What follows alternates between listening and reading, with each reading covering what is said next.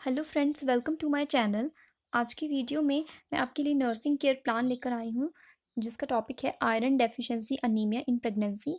वैसे तो ये जो टॉपिक है आप दूसरे सब्जेक्ट में बना सकते हो, आयरन डेफिशिएंसी अनीमिया या फिर अनीमिया टॉपिक पर। और प्रेगनेंसी का तो ये टॉपिक वैसे भी है ही, तो यहाँ से आप नोट कर सकते हो। तो आपको जो फॉर्मेट होता है नर्सिंग केयर प्लान का, वो लोग आप जानते होंगे, क्योंकि मैंने अपने चैनल में ऑलरेडी बहुत सारे नर्सिंग केयर प्लान के फॉर्मेट अपलोड किए हुए हैं। तो वहाँ से आप फॉर्मेट ज़रूर देखना। ज़्यादातर जो प्रॉब्लम बच्चों को रहती है वो नर्सिंग केयर प्लान में नर्सिंग प्रोसेस बनाने में होती है और नर्सिंग डायग्नोसिस फाइंड आउट करने में होती है। तो वही मैं आपको आज की वीडियो में दिखाऊंगी, जिसमें कि नर्सिंग डायग्नोसिस है पेशेंट के, बने हुए हैं, गोल है, इंटरवेंशन है, इम्प्लीमेंटेशन आप आराम से कर पाओगे। इसी तरह होती है जैसे इंटरवेंशन होती है, उसी प्रकार से इम्प्लीमेंटेशन भी होती है। बस उसमें हम अपना काम कर देते हैं जो हमने प्लान किया होता है, और लास्ट में इवैल्यूएशन आपको करनी है। सबसे पहले जो डायग्नोस आपका बनेगा आयरन डेफिशिएंसी अनीमिया के लिए, वो है imbalance nutritional status less than body requirement related to inability to absorb nutrients. तो उनका न्यूट्रिशनल पैटर्न इसमें डिस्टर्ब हो जाएगा, इम्बैलेंस हो जाएगा, जिसका गोल आपको सेट करना है कि आपको उनका न्यूट्रिशनल पैटर्न जो है वो इम्प्रूव करना है या फिर मेंटेन करना है। मैं आपको इजी वाला गोल अपने वर्बली करके बता रही हूँ, वो भी आप लिख सकते हो, वरना आप यहाँ से भी देख सकते हो। देन आप इंटरवेंशन में क्या नोट करोगे कि आप डेली कैलोरी की रिक्वायरमेंट उन्हें कितनी है वो आप मेज़र करोगे। ठीक है, वो उनके हाइट और वेट से भी आप चेक कर सकते हो कि पेशेंट को कितना कैलोरी एक दिन में देना चाहिए हमको। उनका वेट मॉनिटरिंग आपको करना है प्रॉपरली, और लेबोरेटरी एग्जामिनेशन करना है। इससे क्या पता चलेगा कि उनका जो HB लेवल है वो कितना है। उसके बाद उनको जैसे भूख नहीं लगती है, तो पेशेंट को हम ये गाइड करते हैं, उनको न्यूट्रिशन के बारे में बताते हैं, उनको हेल्थ एजुकेशन देते हैं कि कितना इंपॉर्टेंट है प्रॉपर न्यूट्रिशन, और न्यूट्रिशन नहीं लेने से कितनी सारी प्रॉब्लम हो सकती हैं और आपको अनीमिया जैसी प्रॉब्लम हो रही है।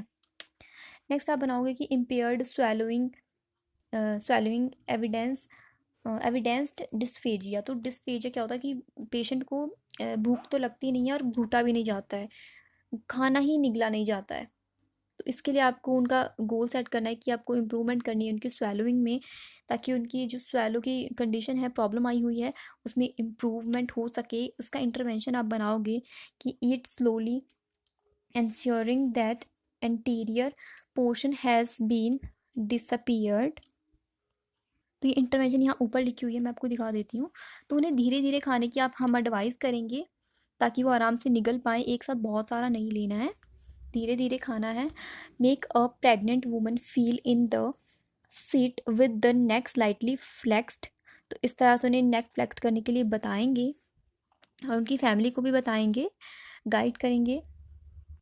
फिर उसके बाद जो थर्ड डायग्नोसिस हमारा बनता है वो है fatigue related to inadequate tissue oxygenation secondary anaemia. तो फटीक पेशेंट को बिल्कुल हो सकता है इसमें, अनीमिया जैसी प्रॉब्लम में, क्योंकि खून की जब शरीर में कमी आ जाती है तो बहुत ज़्यादा थकावट होती है, फटीक महसूस होता है। इसका आपको गोल बनाना है।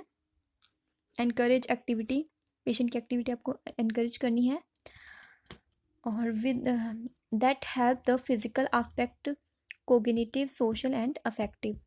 ये गोल हो गया। देन उसके बाद इंटरवेंशन आपको इस प्रकार से लिख देनी है, जिसकी इसमें बताया गया है कि एक्सप्लेन, उनको रीज़न बताना है पहले तो कि आपको फटीक हो रहा है, तो उसका रीज़न अनीमिया है, और बहुत ज़्यादा काम नहीं करना है, ओवर एक्सर्शन अवॉइड करना है, and emphasise the need to sleep 8 hours. तो उन्हें बताना है और कि आप 8 घंटे तक सोइए, सोने की कोशिश करो। अगर आपको नींद नहीं आ रही है तो कम से कम 8 घंटा सोना है, ताकि आपकी जो थकावट है वो भी दूर हो सके। नेक्स्ट डायग्नोसिस जो बनता है वो है स्पॉन्टेनियस।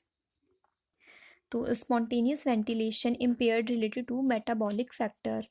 तो इसके लिए हम लोग बनाएंगे उसी तरह से गोल सेट करेंगे। देन उनका इंटरवेंशन करेंगे कि उनकी एंग्जाइटी को रिड्यूस करने की कोशिश करेंगे। उनका रेस्पिरेटरी जो रेट है वो मॉनिटर करेंगे। कैसे कैसे मॉनिटर करेंगे उनका रेस्पिरेटरी, जैसे कि अगर मॉनिटर्स अगर हॉस्पिटल में जैसे लगे होते हैं तब भी ठीक है, नहीं तो आपको जैसे कि रेस्पिरेशन हम ऑब्जर्व करते भी हैं वैसे ही आपको देखना है।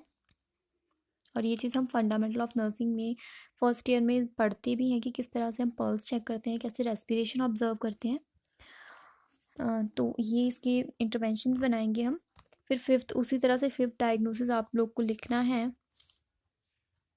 देन उसी तरह आप 6 डायग्नोस बनाओगे इन्फेक्शन का, फिर हम गोल बनाएंगे उसका, देन इंटरवेंशंस लिखेंगे।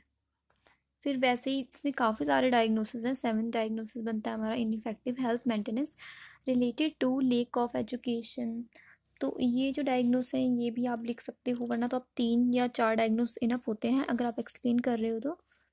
और लास्ट में आप लिखोगे deficit in auto care related to weakness, क्योंकि पेशेंट में अनीमिया की वजह से वीकनेस आती है तो खुद का काम करने में थोड़ा उनको प्रॉब्लम रहती है, तो उनको show interest and ability to feed, ये हमारा गोल रहेगा। देन इंटरवेंशन आपको बना लेनी है पेशेंट की। देन इसके बाद आपको इम्प्लीमेंटेशन भी करना है और इवेलुएशन भी बनाना है।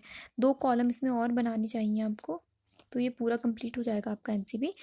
एनसीपी बनाने के बाद आपको हेल्थ एजुकेशन लिखनी होती है, जो कि अनीमिया की बड़ी इजी हेल्थ एजुकेशन होती है। इसमें डिफ़िकल्ट कुछ नहीं है, अच्छा हरी सब्जियां खानी, green leafy vegetable, iron rich diet लेनी है, यही सब चीज़ें इसमें आएंगी।